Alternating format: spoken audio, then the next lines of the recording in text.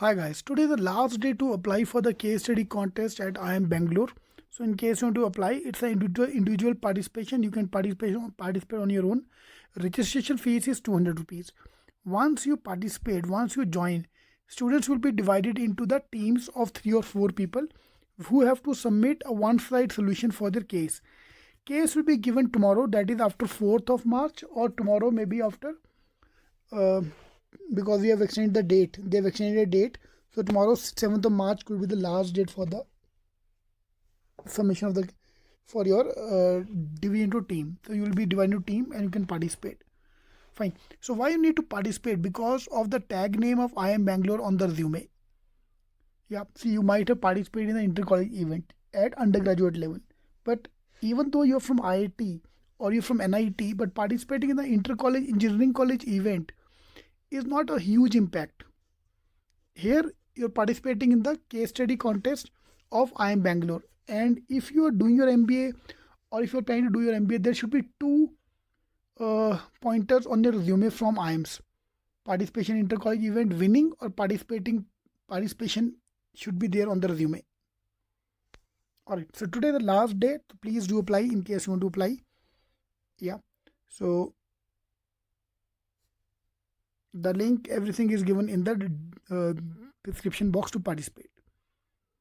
All the best. Staff of Cetking, I'm over here on behalf of Ravneet sir. And today we have Anvishka ma'am and Krishna Vadhava sir. Both are IIM Bangalore aspirants.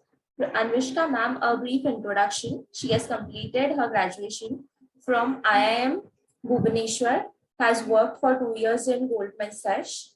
And Krishna Vadhava sir, same, he is also an IIM Bangalore aspirant. So he is a CA at rank 45 and a management consultant. Okay, so just give me a brief introduction about your life in IIM Bangalore currently. All right. And Rishika, do you want to go first? Yeah, sure. No worries. So I completed my engineering from IIT BHU before I joined IIM Bangalore, and I worked at Goldman for 2 years. Life at IIM Bangalore is well, it's not very different from any other college life that you've gone through, but it's much more packed because there's a lot of activities happening in 2 years. There's a lot of pressure also because maybe the stakes are high, and definitely the pool of people you have here is really, really good. Very smart people. You learn a lot from your peers. So basically a lot of extracurriculars, a lot of acads, and a lot of competitions packed together is what I would say IIM Bangalore is for me. Okay, and what about you? Yeah, even I would absolutely second with Anveshika on that. One thing I would like to highlight, the best part about the institute to me essentially is the flexibility which it offers in terms of the curriculum, wherein we as students here at IIM Bangalore are actually able to optimally channelize our time, not only to academics, but also to other aspects which Anveshika mentioned, be it like the case comms, peer interactions, or doing entrepreneurial things. So I believe this is what essentially differentiates IIM Bangalore, and I am absolutely loving this flexibility aspect of the institute. Okay, And obviously, yeah, the lush green campus. If I hope some of you get a chance to come here. So lush green campus and the intellectually stimulating environment which it offers truly makes it the place to be. And how's your daily routine over there in IIM Bangalore? I'll start.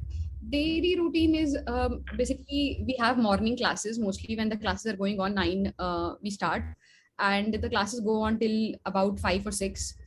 And between we have breaks. Obviously, we have 4 classes with like 1.5 hours each, with a break of between, let's say, 30 minutes if it's offline.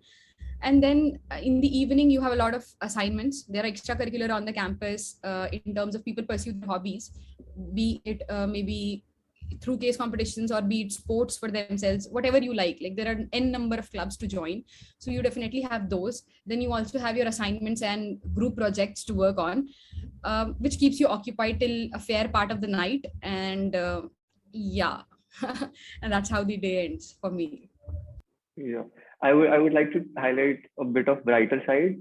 Brighter side is that classes are only from Monday to Thursday mostly, right? So you have kind of weekends or Friday, Saturday, Sunday. Weekend. Yeah, Sorry. Hmm. Yeah. So Friday, Saturday, Sundays, essentially there are no classes. That is where you can work on, let's say, a CAD or whatever you wanna like, or whatever you like. But the thing is that rest assured, the life is super fast. It's quite hectic. We barely get to sleep. So it's very engaging, enriching, and hectic, I would say, at the same time. Okay, since I think that you are IIM Bangalore 2021 batch, right? Yeah, we joined. Yes. So like 2021 batch, so you must have given CAD in the year 2020, right? During that COVID times. Am I right? Right. Hello? Yeah. Yeah. Right. So during that COVID times, when I think that was the first time when CAD changed the portion. So what was your strategy and women's strategy for that portion change? Okay. So what basically happened was like the way the whole format is structured, the time, more than the content of the paper, I would say, is not a very big change. The content still remains the same, whether you're talking about aptitude, literature, or English VA, and then be it logical reasoning DILR. The content remains the same, but the whole, when you change the format, because if you go by CAT, to me, CAT was never just about the content key. Okay, this is something that I know. It is more about how much are you able to do in the given period of time. So the whole focus of CAT shifts when the format of the paper shifts, even though the content remains the same. My strategy to adapt to that was keep practicing fast per question timing. Focus on how much time do you take per question. That is more important. It's not necessarily like 45 minutes, how much are you are able to do, or 1 hour, how much you're able to do. If you're focusing that every question I'm doing and you're able to leave out the right questions, because that was the major problem that I faced. I used to get stuck on a question and keep doing it while the time ran out. So leaving out, basically picking up the right question that you can do, is one of the skills that was the most important for me when the pattern changed. Yeah, even I would say, since the same entire 3 hours were condensed to, let's say, 2 hours, I believe accuracy and timing, the importance of accuracy and timing even amplified. So it was very important for us to pick and choose the right question, attempt the question when we are like pretty much confident of that question, because that is reflected in the results as well. Because you would see like percentile ranging with a very narrow margin score as well. So with format change, I believe accuracy and timing, the importance of both amplified big time. Okay, so just can you give us a brief introduction about your verbal strategy? VARC, you're saying verbal strategy? Yeah. Okay. So see, I see a lot of people struggle, like they are very good at their aptitude, but they face a lot of problem when it comes to VRC. And this also happens with a lot of engineers that I see, because somehow their soft skills, or they never focused on their VRC abilities. So for me, mostly it is, VRC ultimately is a very long term, it cannot be learned in a day. It's not something that you can prepare in 1 month. It takes time to develop the capability, be it grammar, intuition, the understanding of the paragraphs. For me, it was reading. It sounds very repetitive. Everybody will tell you the same thing, but it's about reading as much as you can. And definitely the paper was very, very tough. So at that point of time, you need to focus on what you're good at, whether you're good at reading the paragraphs or you're good at solving those jumbled paragraph questions where you have to pick the odd one out, etc. And stick to that. Go with that first, then come back to the paragraphs and pick up the easy ones if that works for you. For me, I was very good at the paragraphs, interpretations, etc. So I used to start from there, but then your passage reading has to be very fast. The reading speed has to be very fast. So ultimately, it all boils down to how much you read, and it takes time to develop. Yeah, even I would recommend reading different kind of things, because I don't think there's particular. You can specialize in VARC by referring to particular set of books or something. You have to read diverse things, be it, let's say, novels, newspapers, articles, blogs, or the standard CAT material. That's prime. And one thing which I would like to say is, like, I believe there's a bit of science associated to VARC as well. because if you know diligently study, or let's say essentially get a sense of VRC, there's a bit of science, especially when it comes to, let's say, jumbled questions on jumbled paras and similar stuff. So if you are able to crack that science, I believe the accuracy, as I mentioned before, shoots up big time in VRC as well. So one would be, let's say, reading all different kind of materials, and second would be to figure out that science behind certain type of questions to focus on your accuracy. At least that are the quick wins. Okay, and we just have a question over here. Students are asking that what was your percentile in that? Yeah. Okay. So I got 99.75. Okay. That, yeah. Yeah. So Anveshika is like, she's like super good when it comes to this. My percentile was quite less.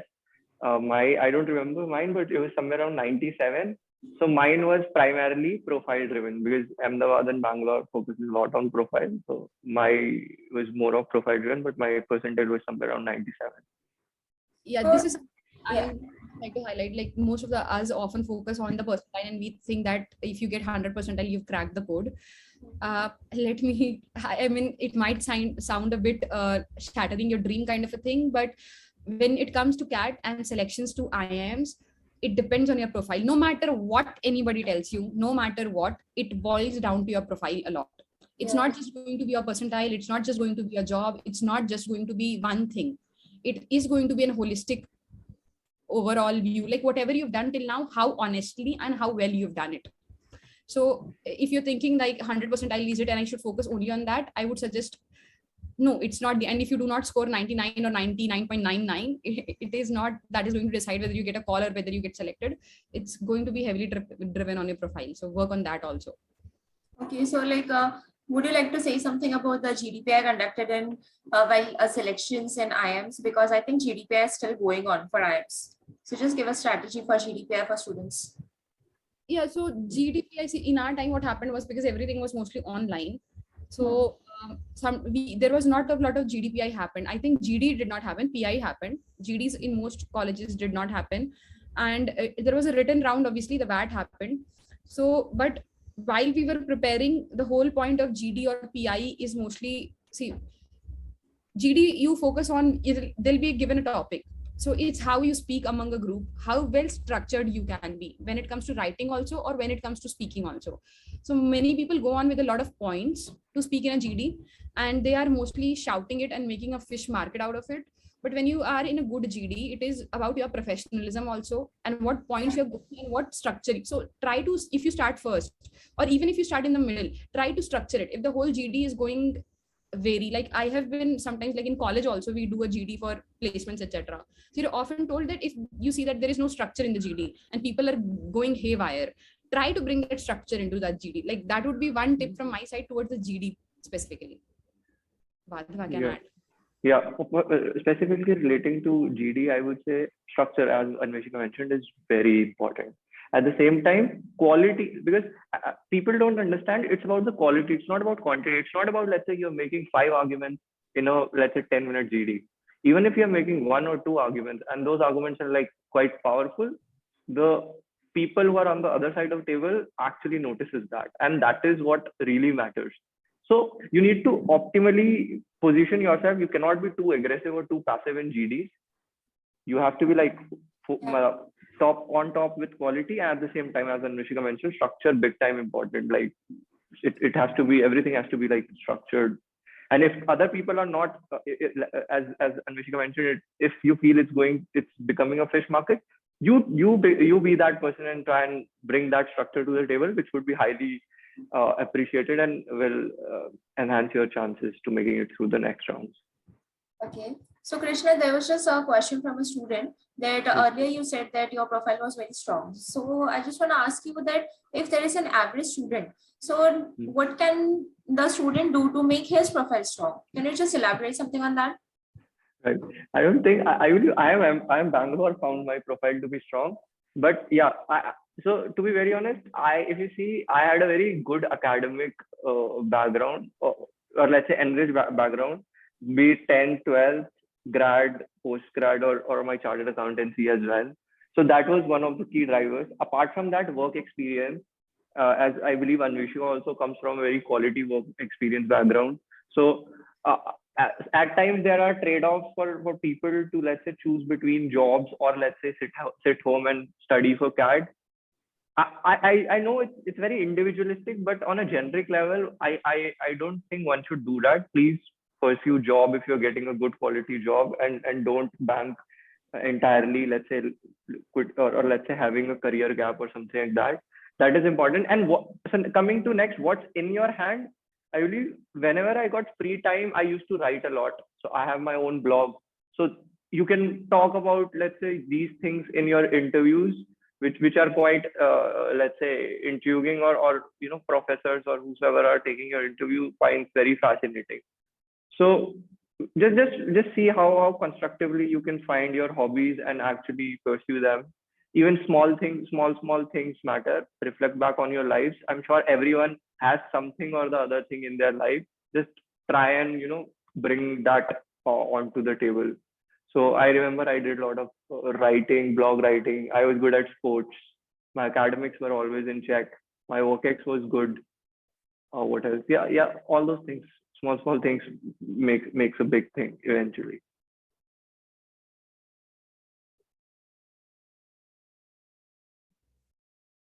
Okay, so one thing you can add to it, say if you're a fresher right now, if you're in your college, you can focus on your grades right now. You can do a bit of courses which can add to some extra knowledge. It will also help you while you're giving your GD, VAT, PI, etc. And it will also help you to enhance something on your CV. So you can do a bit of courses in the fields that you are interested in. You can definitely work on your grades. If you've already passed out from college, I would suggest take some time on your work experience. Try to do good there, try your hands on different things, and as Krishna pointed out, develop hobbies, a lot of hobbies. Probably not, like, find what works for you and try to do something different there, because it's going to be a holistic experience. Like, you should also enjoy what you're doing. You can take some certifications also if that is something you are focused on and you want to talk about, to enhance your skill. It can help in your job also. So, and yes, career gap is really, it's difficult to defend at the end of the day. So take it only when it is absolutely necessary. If you really want to work on your score that much that you really want to take a gap, think through it. If you have a chance at a job, I would say do the job. And now you were just saying something about the courses. So can you just give a brief idea, like 2-3 courses which can be done during the examinations also and during the GDPI grounds also? Yeah, so see, depends on what you're interested in. I was more interested like in finance, etc. People do CFA while they're working. If you have time right now, let's say there is a 1 year or 1.5 year left before you're going to appear for CAT, you can register, you can go through CFA. CFA helps because it builds a bit of your base. But apart from that, it's a costly investment also. If you want to do any other course, there is Bloomberg's course on finance. That is something, now these are specific to finance. Then there are courses in operations also. I think people do Six Sigma courses which help them there. Yes. Yeah, so these are like professional courses which you can take up that can help you. Yeah, to add to it, even I remember I did a couple of courses during before my interview and after CAT. I believe I did some business modeling from Wharton online. And then I also did some KPMG Digital Academy. So again, I also wanted to go into finance, but the point which I'm trying to drive is there are a lot of free courses available as well, good courses. So let's say if you want to go in consulting, you can have similar courses around consulting or Prodman or operations. So basically, you all in contemporary times, you have a lot of free content available. Just make sure you are genuinely interested in those courses, because a superficial knowledge won't lead you a long way. If it has to be specialized, in-depth knowledge. So if you're genuinely passionate about a particular domain, please go ahead with courses. It will help big time during your interviews. Okay, and after the life at IIMs and your daily routine and all, I've heard that the hostels are combined over there in IIM Bangalore, like girls and boys hostels are together. Is it true? Yeah. So basically, in most of the How's the life over there? the hostel life is great. Like it's very different from undergrad. At least it was for me, because in IITs the rules are very strict. It's very less fluid. In most of the IIMs, I think the hostels are very fluid. There is no Yes, restriction exactly. and no timings. You can move in and out because it's required. You see, it's everything is so much focused on group and peer learning that you really cannot restrict people and tell them that this is the end time, we cannot meet after this. So yeah, that ways it's pretty chill. There are a lot of stuff happening in every college has their own culture. So at Yeah. IIM mid culture where like our hostels have like the first floor of our hostel has big mids which are used for partying and yeah, so a lot of party keeps happening across the year. Some or the other speaker would be booming across the campus. So yeah, it's fun. Yeah, so basically it's best of both the worlds. You get to party a lot as well. At the same time, you get to do a lot of constructive things which accelerate your career path. So Yeah, I means would say, yeah, IIM best of both Bangalore worlds. is means I can interpret that IIM Bangalore is a combination of both party and career. Yes. Okay, and there was just a question from Neeraj. He's saying that are there any courses, free courses on Google on digital marketing? Do you have any idea? Oh, I'm sure for sure they gotta be like, I don't think there is any domain for which we don't have free courses right now. Like Anveshika, I am also like a bit of finance inclined person. I also did my courses in finance. So for finance, I know, but digital market, I'm not aware of specific courses, but I'm sure there are a lot of courses. And the best part is a lot of websites provide, even if they are, let's say, paid, but they provide free subscription for, let's say, 30 days. So you can try and finish the course in 30 days and get the certification. Yeah, This I mean, was, try yeah. out Coursera. Definitely try out Coursera. Fill the form for like you have to fill a form application where they give you the courses free if you cannot pay for it. So it happens that way. Fill it out. Otherwise, 30 days complete as many courses you want and take the certificate and get out. I mean, that can help if you're really looking for quality courses but free. Yeah. So, after talking with you, I think that you both are from finance background, right? Yeah. So I like did consulting. Yeah, I did consulting in my past, but yeah, going forward, I'm means finance right now in inclined. IIM Bangalore, you are in a finance background, right? Yeah, I'm inclined towards finance So now. is it like very difficult? Because I have heard that finance is actually difficult compared to operations and marketings and all. So can you just give an idea about finance? To be very honest, it's very individualistic. Since my academic pedagogy has been, let's say, CA, CFA, CPA. So my life essentially, right, ever since my +1 has been around commerce and fin. So it has been very natural to me. While I agree, or maybe Anveshika can provide a perspective because she did engineering and then she's like, I must tell you, like she's super good at finance. So she can put perspective on that. But for let's say me as a commerce or a finance professional, it was very much natural. And I won't say it was that hard, but I can understand people from non-finance domain might have challenges. So Anveshika, do you wanna like share your perspective since you did engineering and then fin? Yeah, sure. So yeah, I mean, see, any course which you have no background about and you start from scratch does take time to build concepts. So by that, people often say it is difficult because most of the people pursuing CAT happen to be engineer. A lot of engineers write the exam and then they have to pursue finance and then it becomes tougher because again, you have no idea what it was. So for me, it took some time in the early days. Like when my job started, I worked in Goldman previous this where I got to like interact with finance and I started liking it. Like it's a very practical subject. If you look at it, to me, it's like maths. That is how it worked for me. So you have to dedicate time, but it's not like it is difficult than all the other fields. What happens essentially is you still have an idea of other fields a bit. Finance is something you do not have an idea. Maybe you have not worked on it. So for people who already have a background, as Krishna said, it comes naturally. For people who do not have a background, you might need to do a bit of more preliminary courses before you join college. But then again, I would say don't make up your mind beforehand. Do some preliminary courses. Let the college help you decide where you want to be. Because once you actually see, okay, this is the work, this is what I'll be going to do, it might be so that you do not want to work on that field, even though finance sounds very lucrative. So it's not very difficult as per se, but yes, you will have to give sincere time to understand it. It's like maths to me. That's all I can say. Okay. So just wait for a few questions if students have any questions. Okay, so there's a question from a student that for consultancy do we need to have a specific background for consultancy? No. Yeah, even I would say no. And that's the best part about it. And in fact, you don't even need to have experience for consulting as well. As far as I know, firms tend to prefer freshers as well, because for let's say in consulting, for a person with a work ex, they'll have to make that person unlearn the concepts which he or she knows, and then learn consulting. But for fresher, it's very it's from the scratch.